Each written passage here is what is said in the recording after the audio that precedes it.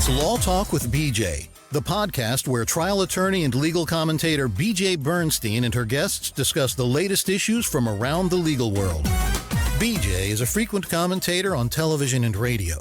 She's unique in that she not only comments on legal issues, having been lead counsel on numerous high-profile cases of national interest, but her relatable personal style allows the viewer to understand the law behind the headlines and why it's important. Now, here's your host, BJ Bernstein. Welcome to Law Talk with BJ. Of course, on everybody's mind right now is what's happening on a national level in terms of our health and our welfare and our safety and the coronavirus that is spreading.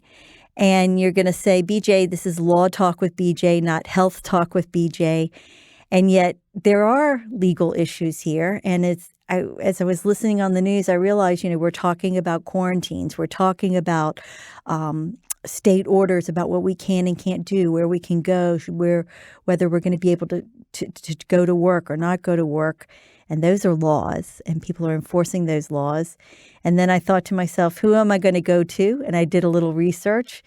And I have a guest for us who can illuminate a lot of what's going on the legal end as we navigate our health and safety and wellness from this virus. And so I welcome Fazal Khan to the show. Hi. Hi, BJ. Thanks for inviting me. So you are a professor at the University of Georgia School of Law, specializing in healthcare law, bioethics, healthcare law, and policy, and have written extensively over the years on government accountability during public health emergencies.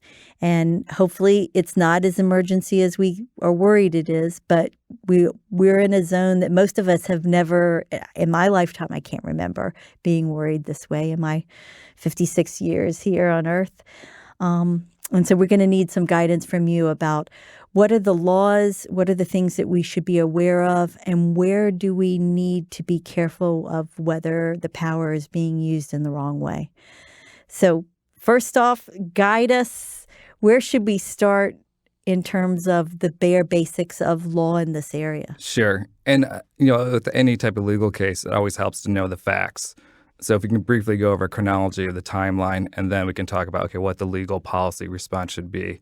So with coronavirus, which now they're calling COVID-19, stands for Coronavirus Infectious Disease 2019, we think that it started around December 2019 in China, around the city of Wuhan, a very large city in southern China.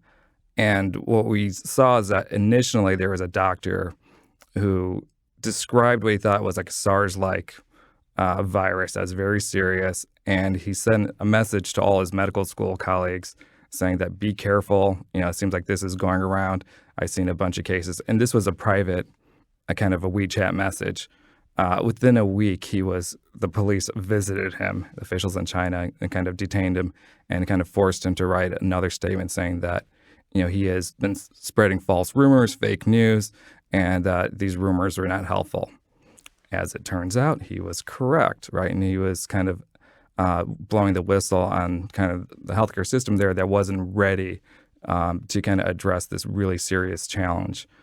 And from the point of view here, where as we were watching it on the news, you kind of think, well, that's horrible, but that's all the way across the ocean. That's way far away. And how is that ever going to impact us? Right. And if you look at, say, the stock market, commodities markets, which in a way, economics is kind of predicting human behavior, what they think, the strength of the trading economy is. You saw the Chinese stocks getting hit because they were starting, once they realized the scope of it, to quarantine, shut down major cities like Wuhan and surrounding areas.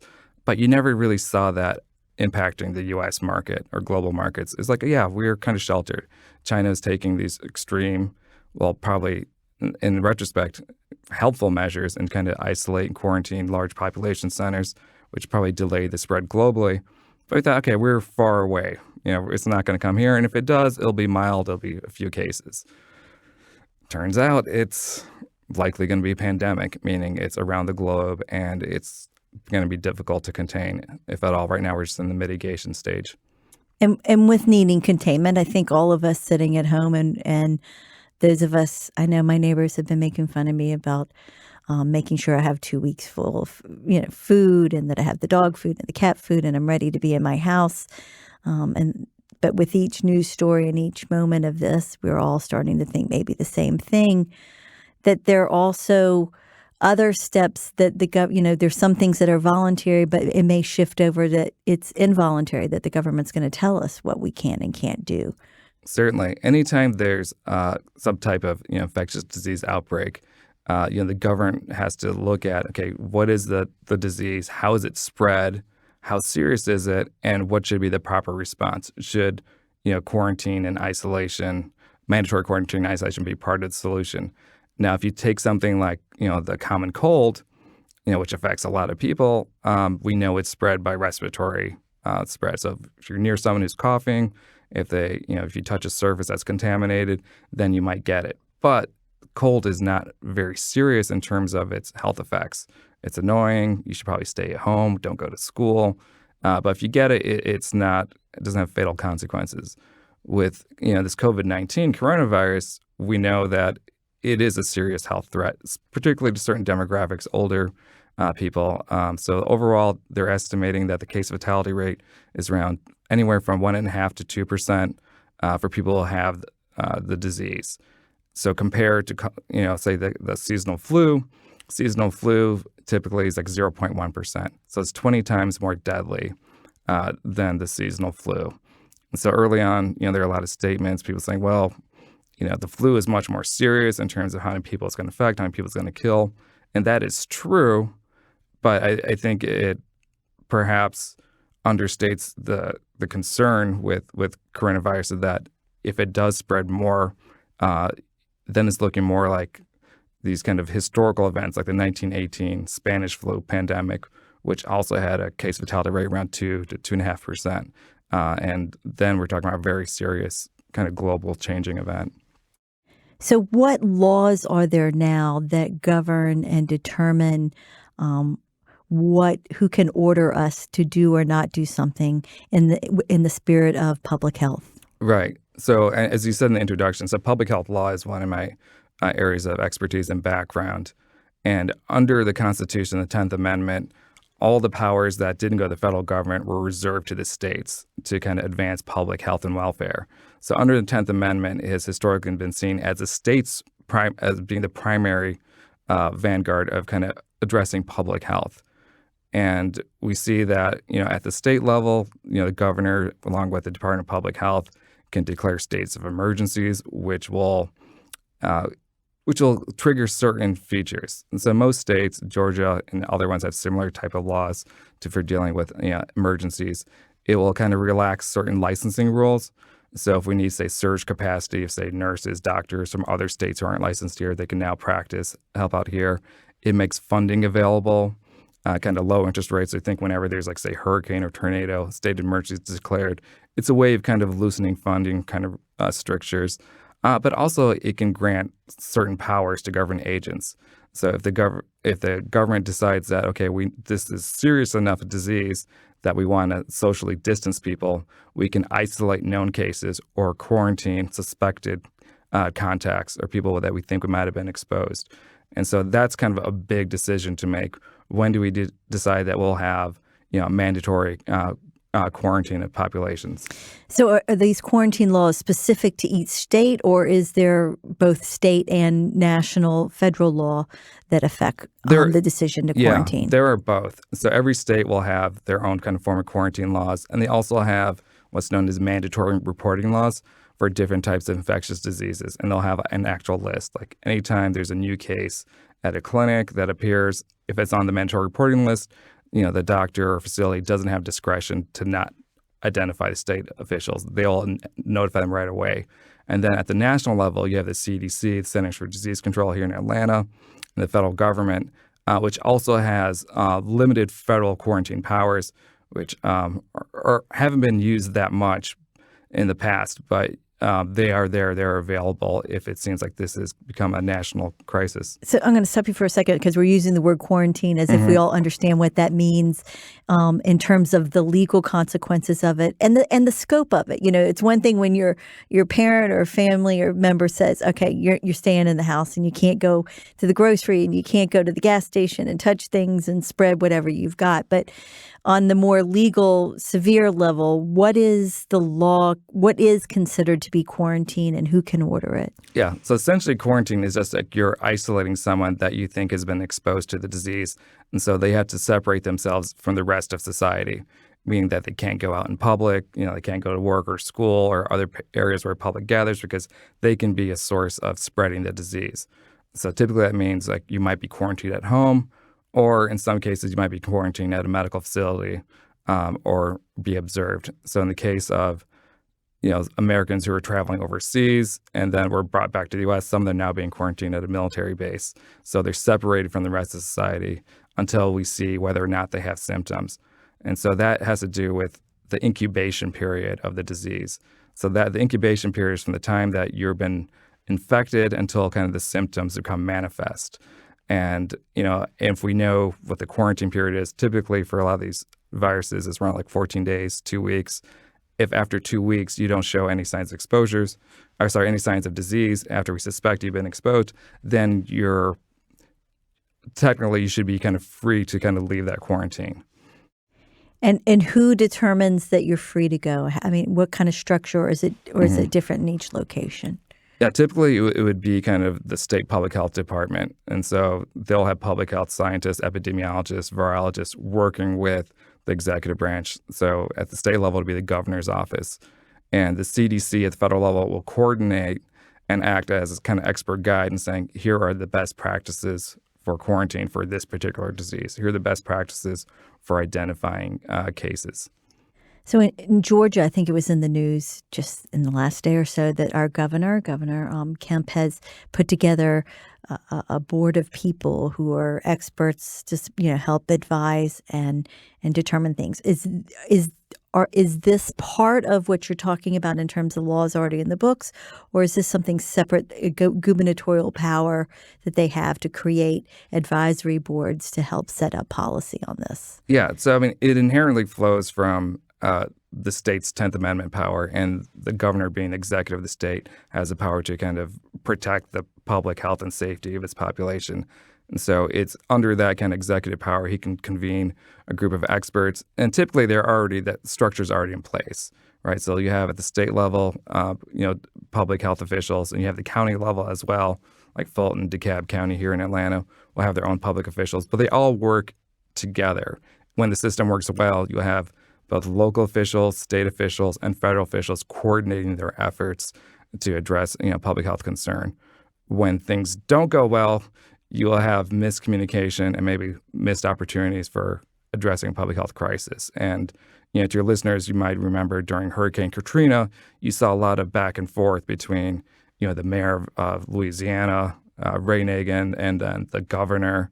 You had the kind of state and local officials arguing over who was responsible. Then you had the federal government, the George W. Bush administration, also being critiqued for saying not acting quick enough. And their response as well, we didn't get permission from the state to go in. And under a kind of strict reading Constitution, they're right. Responding to kind of public health disasters is typically the state's power, and under kind of their sovereign right, they have the right to invite the government in and not just have the government impose its will. But there was also a credible argument that at that point in time, the federal government should recognize that this is not a state local issue. This is interstate, national issue, and they should have been more proactive.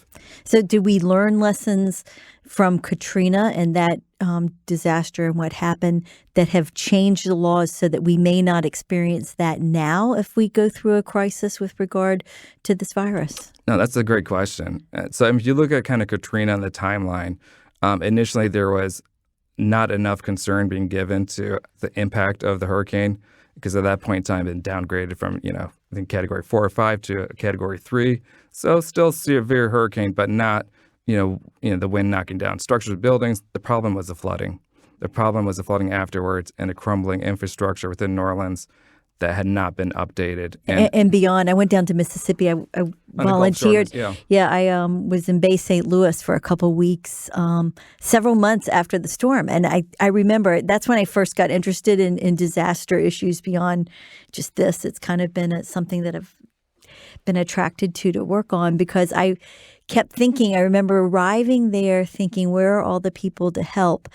And when I show up with my car full of supplies and what they had told me, and then the man looks at me and goes, "What do you do for a living?" And I said, "I'm a lawyer." And he said a few choice cuss words like, "And this is what they're sending me to help. We need," it was so, I mean, there were things I could do, but it wasn't the level of help that you would expect if, God forbid, you're going through that.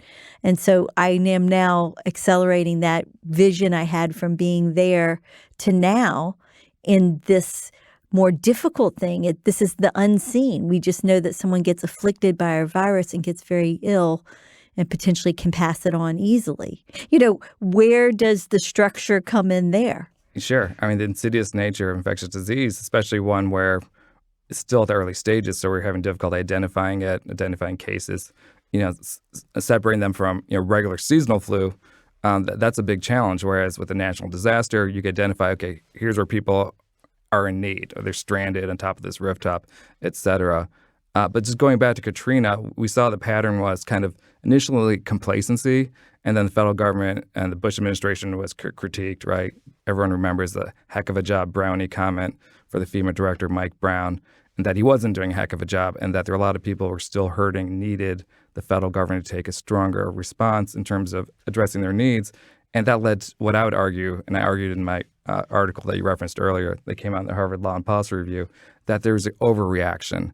So then you saw kind of, federal troops coming in, with like full military gear and rounding up local New Orleans residents. Some of them were accused of looting. Another way to look at it is that they were trying to survive because they didn't have access to food or water, and people weren't providing it to them. The government was essentially shut down as a state of nature. But locals were then kind of being rounded up with very little due process. And people in New Orleans who experienced that have a term for it. They call it Katrina time, where some individuals for up to several months were just in these kind of federally run. It was actually run by independent contractors, the same ones that are running detention centers in Iraq at the time. And they just set these makeshift camps. People were in there. There was no kind of due process, like, why are you here? Should you be here? And so the analogy concern is, are we going to have an overreaction after initial complacency where we are, kind of holding people up, putting them away and not kind of revisiting, should they actually be there? And is it actually protecting the public or not? So the actions as of right this moment that we're seeing, do you feel like, or does it seem like other powers are available? Let's talk first on the federal side, that should already be mobilized at this point when we are still in this early, worldwide, it's disturbing the numbers. In the United States right now, we're, 2 at a time, 50, 10. And yet we're making a lot of changes to accommodate that. Yeah, I think the biggest role the federal government can play right now has the power of the purse, and it has a lot of resources that can mobilize to help where we think the outbreak is occurring. So obviously in Washington State, there's an outbreak there, and it's impacted this one particular nursing home. I think 4 residents have already died there.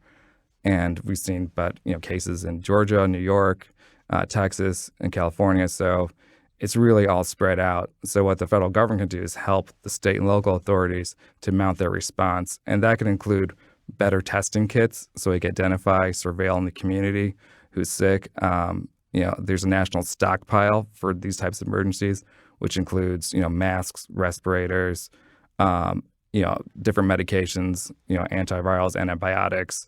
And I know some of your listeners think, wait a minute, this is a virus, the antibiotics don't work for us. That is correct. But often what kills patients when they suffer from something like coronavirus or SARS was a secondary pneumonial bacterial infection. So having those available to treat those secondary pneumonial infections is really important, as well as all the other kind of supportive measures. So in that regard, the federal government has been a little late to the game and has been kind of criticized for that. But hopefully, And this is one area where, ironically, I think the deep state can actually help out the Trump administration because you have some very highly trained career civil servants who know or are experts in the area. One that I think really stands out is Dr. Anthony Fauci from the National Institutes of Health. He's the head of their Allergy and Infectious Diseases division. And he's been in that role since the 80s, since the HIV epidemic started under the Reagan administration. And I think what's really impressive about Dr. Anthony Fauci is that he is such an effective communicator. And he can really kind of calm both politicians and the public and explain, what needs to be done in a clear way. So if I was in charge, and clearly I'm not, I would have, Dr. Fauci be the point person for messaging on, what individuals and local and state governments should be doing at this point in time. So in terms of the chain of command of actually enforcing any sort of quarantine, what does that look like? Is it just law enforcement going out, or is it the military? Who is it that's going out to make sure that people are doing what they need to do and not breaking curfews or whatever things are put into place to supposedly keep you staying at home and not spreading something? Yeah. So a lot of times it will be law enforcement. And so it would be kind of the state public health office working with local officials, local police departments to say that, if there's a quarantine order, this is individuals under quarantine, make sure they stay there, they don't leave. But if you have a widespread pandemic, you can quickly see that that's not going to work. And really what you need to rely on is voluntary cooperation. So if there's a quarantine order, say for a certain area, geographic area, you really need people to go along with it. And then you have, say, law enforcement or state, officials then come in and say, okay, we're going to focus on those who are non-compliant. And you can use technology as well to kind of expand, augment your resources using How is that?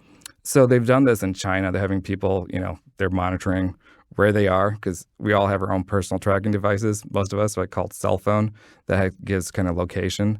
So if you're under mandatory quarantine order, you can be given orders saying that your phone has to be on all the time. And then the government can monitor, are you leaving? Are you going there to the shopping mall when you're under quarantine order? And then kind of track you down that way. And what kind of statutes in the United States make that enforceable? Or what are we looking at there?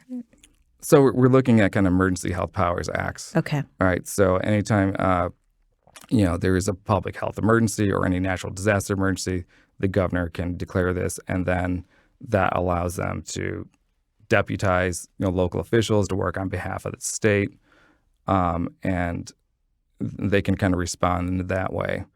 But I think the challenge is, going back to, previous disease we discussed, kind of SARS outbreak. That was in 2003.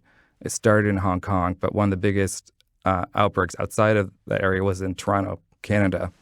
And at that point in time, Canada imposed a quarantine on 30,000 people within kind of the Toronto metro area. Now, there's no way they could have stationed a police officer in front of every door. So they really had to rely on people just cooperating with these mandatory orders. But they also took other measures. So the government also provided mortgage relief because, if people fear that, if they're in home, they can't work, and say in the service industry, that can be a huge fear for them, more than the virus. So they provided that. They provided kind of food services, delivering food, water, et cetera. And most people complied. There's only a handful, I think it's under 30 cases in Toronto where the police actually had to, make sure someone didn't leave and kind of monitor physically that they didn't leave their house.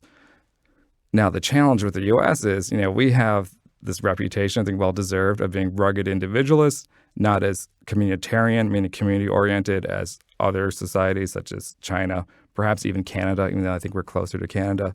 So that could be a challenge when, one, people don't follow what are kind of good orders from the government to voluntarily comply, or two, people don't trust the messaging coming from government officials. And also I was thinking about vulnerable populations. So, for instance, if you're incarcerated, whether it's a prison or just even a local jail for you haven't been actually convicted yet, that's got to be a very difficult thing. How do these laws protect those people there, if they do? If they do contract the disease? Right. Yeah, so I mean, the state, if you have custody of an individual's incarcerated, then you have a duty to provide them with medical care, right, regardless of their ability to pay, because you have custody over them. There's very little they can do. But I think the challenge is, with a lot of these infectious diseases, they can spread rapidly under those conditions. So if you do have someone from the community, and usually the spread is from the community to the institution. So if someone has, say, the virus and then is brought in, is incarcerated, and they don't do adequate screening testing on intake, then it could be a problem. Then they're put with the, say, general population where it can spread rapidly because they're so close together. Where in your studies of these kind of public health issues have you seen the abuses of power that come from these health power acts to supposedly protect, and then it becomes more of a persecution in some way? Sure. So we have a string of cases in San Francisco when the bubonic plague was apparent there. And so this is like in the 1890s. And there are a couple of cases, the Wang Wai case and the Zhuhou case, were both ethnic Chinese individuals who were part of this quarantine in the Chinatown portion of San Francisco. And it was clear that the way that the San Francisco government and county officials drew the quarantine, they only were applying it to the Chinese individuals because there are some businesses, homes within the Chinatown area, but who are Caucasian individuals who are not subject to this order. So this was heard under kind of equal protection argument that this valid government action of kind of imposing quarantine was applied in a kind of unequal fashion and kind of discriminating against the Chinese Americans living there under a racist theory that somehow they're more susceptible to disease and more likely to pass it along, which wasn't the case. And so that's still potentially a risk if somebody goes into a certain area and has biases, whether based on color, religion, or socioeconomically. I think of, there are different neighborhoods. We're in Atlanta, so there's certain neighborhoods that have more resources than others. Are there any laws that try to make sure that the resources are given out in a balanced fashion such that there isn't that discrimination?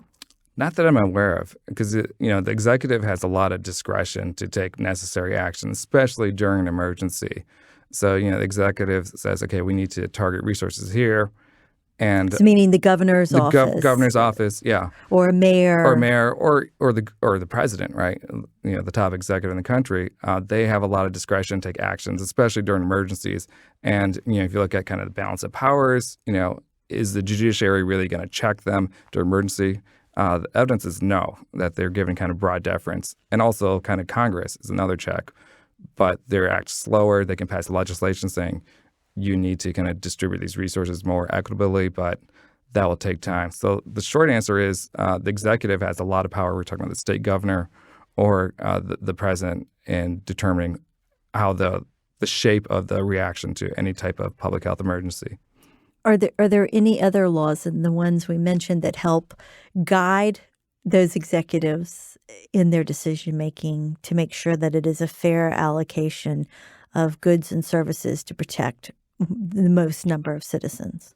Sure. I mean, so you have constitutional protections, right? Kind of equal protection to make sure that the application of law is kind of equal and done in a unbiased fashion.